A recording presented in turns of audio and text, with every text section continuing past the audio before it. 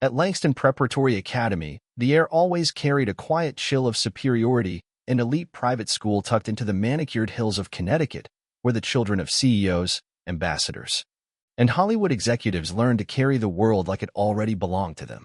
It was the kind of place where appearances weren't everything, they were the only thing. But on one crisp Thursday morning in early spring, that polished veneer cracked wide open, and the entire student body would never look at power the same way again. It all started with a hallway and a girl named Simone Avery. Simone, 17, focused, soft-spoken, with eyes that saw through nonsense like glass, had only transferred to Langston 5 months earlier on a full academic scholarship. Her mother was a nurse. Her father, an ex-Marine who passed when she was just a kid. Simone didn't come from generational wealth or private yachts.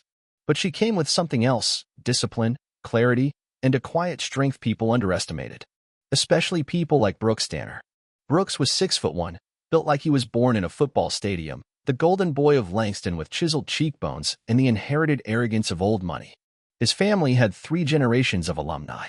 His father funded the new science wing. His uncle had a building named after him. Brooks didn't walk through the halls of Langston, he owned them. And today, he had picked the wrong girl to provoke. Simone had just turned the corner on the second-floor east hallway, her calculus textbook tucked beneath one arm, earbuds in as she mentally reviewed derivatives for the test she had in 5 minutes. She wasn't thinking about confrontation or drama. She wasn't even thinking about Brooks. But Brooks was thinking about her. He leaned lazily against the lockers, a smirk already tugging at his lips as she approached. Well, he drawled loud enough for the few students lingering around to turn their heads. Lost, are we? You sure you belong in this hallway, Simone? Simone slowed, but didn't stop. She kept her gaze steady, her shoulders square, even as a ripple of interest moved through the hall like static. Langston's golden rule? When Brooks Danner chose a target, no one interfered. You just watched. Quietly. I'm on my way to class, she said simply, adjusting her grip on her backpack strap. Move. Brooks arched an eyebrow. You got a little edge today. Cute. He took a lazy step forward. But here's the thing, you don't fit in here. You don't belong. Then he did something he'd never regret more. He pushed her. It wasn't hard enough to hurt, but it was dismissive. Deliberate. A warning. The hallway hushed. Phones rose in silent choreography. Some filmed. Others waited. Simone exhaled, slowly. Something in her clicked, not rage, not panic, just precision. Calm like a blade. You really don't want to do this, she said.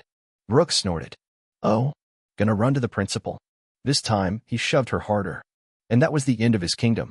Simone dropped her bag. In a single fluid motion, she caught Brooks's wrist, pivoted her hips, and flipped him clean over her shoulder. His body hit the marble floor with a thunderous crack that echoed off the trophy cases and lockers. The silence was biblical. Brooks Danner, the self-crowned king of Langston, was sprawled on the floor, winded, dazed, humiliated. He blinked up at the ceiling tiles like he couldn't quite believe they were real. Then came the scream. Oh my God, did you see that? Followed by laughter. Applause. A wave of disbelief. Simone picked up her backpack, stepped calmly over his body, and said, Told you. The hallway erupted. By lunch, the video was viral.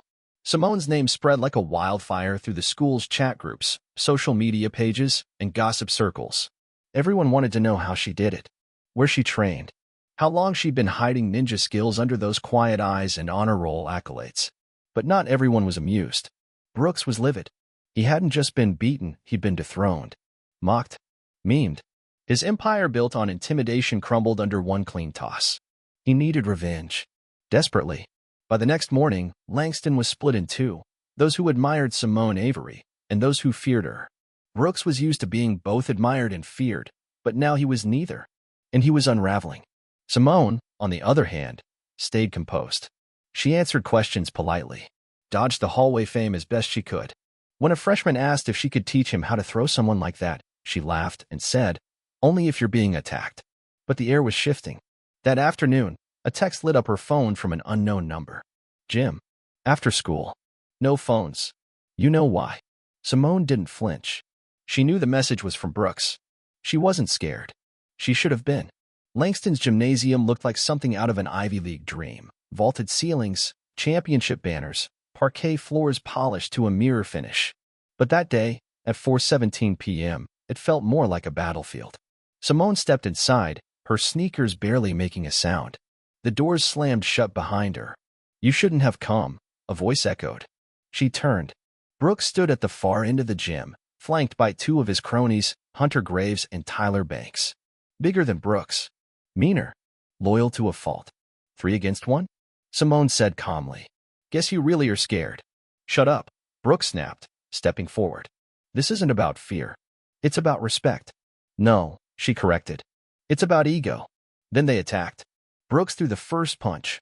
Wild, emotional, predictable. Simone slipped past it, caught his shoulder, and shoved him aside. Hunter lunged. She ducked, swept his legs, and sent him sprawling. Tyler wrapped his arms around her from behind. She elbowed him hard in the ribs, twisted free, and spun into a backward kick that knocked the wind out of him. One by one, they fell. Brooks watched, stunned. Then he charged. Simone dodged, stepped in, and delivered a lightning-fast strike to his sternum. He stumbled, breathless. She grabbed his collar and yanked him to the ground. "You don't ever touch me again," she said, voice low and deadly. Silence. All 3 of them lay groaning on the gym floor. Simone stood tall. The next morning, Langston Prep had a new hierarchy. Whispers filled the halls, not about Brooks, but about Simone. No longer ignored. No longer underestimated. Some said she was dangerous. Others said she was a hero. Brooks? He kept his head down for the rest of the semester. He learned the hardest way there is that some people, no matter how quiet, how composed, are not meant to be trifled with.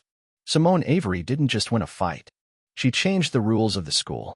And she didn't have to say another word to do it.